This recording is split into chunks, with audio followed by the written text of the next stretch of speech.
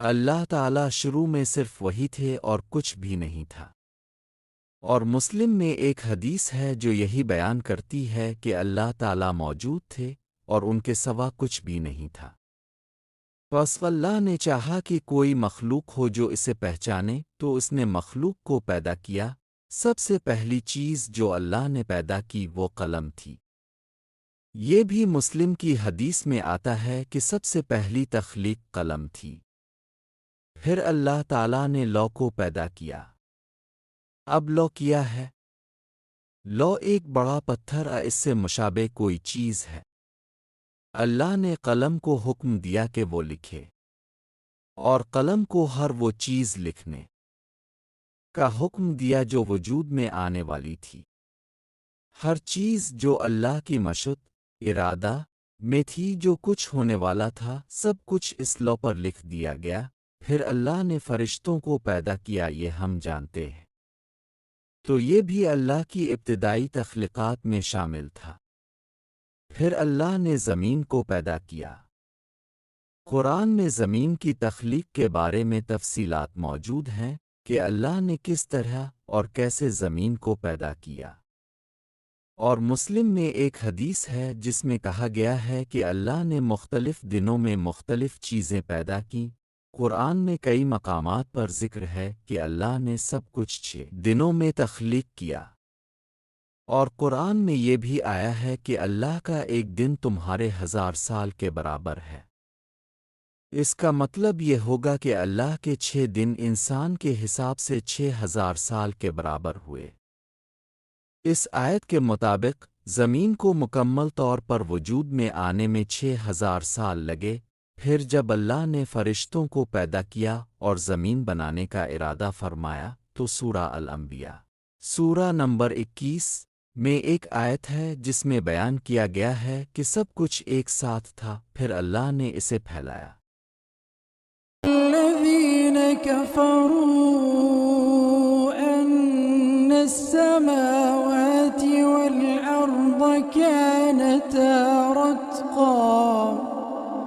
كانتا رتقا ففتقناهما وجعلنا من الماء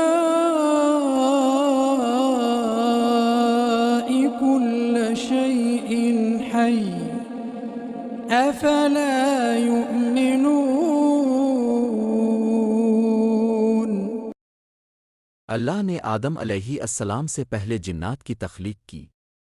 وہ 2000 سال تک زمین پر رہے۔ جنات ذہین نہیں تھے، لیکن اللہ نے انہیں بہت طاقت اور قوتیں عطا کی تھیں۔ وہ زمین پر آباد تھے، ان کے قبیلے اور قومیں تھیں، ان کی شادیاں ہوتی تھیں اور ان کی نسلیں بڑھتی تھیں، لیکن وہ زمین پر بہت فساد پھیلاتے تھے۔ وہ ایک دوسرے کو قتل کرتے، دھوکہ دیتے اور ایک دوسرے کے حقوق چھینتے تھے۔ ابلیس کی کہانی۔ ابلیس اللہ کی مخلوق ہے، وہ جنات میں سے ہے۔ قرآن میں کئی جگہوں پر بتایا گیا ہے کہ وہ آگ سے بنا ہے۔ مفسرین کے مطابق اللہ نے جنات کی ایک پوری مخلوق زمین پر پیدا کی تھی۔ انہیں اللہ نے اپنی پہچان کی ذمہ داری، تکلیف دی۔ جب اللہ کسی مخلوق کو ذمہ داری دیتا ہے تو وہ رسول بھی بھیجتا ہے۔ اس لیے انسانی رسولوں سے پہلے اللہ نے جنات میں سے رسول بھی بھیجے۔ جنات آگ سے بنے ہیں۔ ان کی فطرت میں غصہ، جلد بازی اور طاقت ہے۔ ان میں لڑائی جھگڑے اور برتری ثابت کرنے کا جذبہ ہوتا ہے۔ اچھے جنات بھی ہوتے ہیں۔ سورہ جن میں اللہ نے 2 گروہوں کا ذکر کیا ہے، نیک اور بد۔ زمین پر دونوں طرح کے جنات تھے اور رسول بھیجے گئے، لیکن جنات نے بہت سے رسولوں کو قتل کر دیا اور زمین پر بہت فساد پھیل گیا۔ ابلیس ان جنات میں سے ایک نیک جن تھا۔ اس نے اللہ کی عبادت شروع کی اور اتنی عبادت کی کہ اللہ نے اسے فرشتوں کے قریب ہونے کی اجازت دی۔ جنات اڑ سکتے تھے اور آسمانوں میں جا سکتے تھے۔ رسول نبی کریم کے آنے سے پہلے وہ آسمانوں میں سفر کر سکتے تھے، لیکن رسول نبی کریم کے آنے کے بعد انہیں پہلے آسمان تک محدود کر دیا گیا۔ ابلیس نے اپنی عبادت سے اللہ کا قرب حاصل کیا اور فرشتوں کے ساتھ رہنے کا موقع ملا۔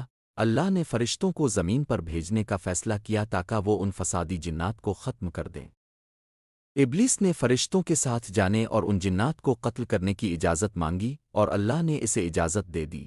ابلیس اور فرشتوں نے بہت سے جنات کو قتل کر دیا اور زمین پر صرف چند باقی رہ گئے۔ ان سے جنات کی نسل دوبارہ شروع ہوئی، ابلیس فرشتوں کے ساتھ واپس آیا۔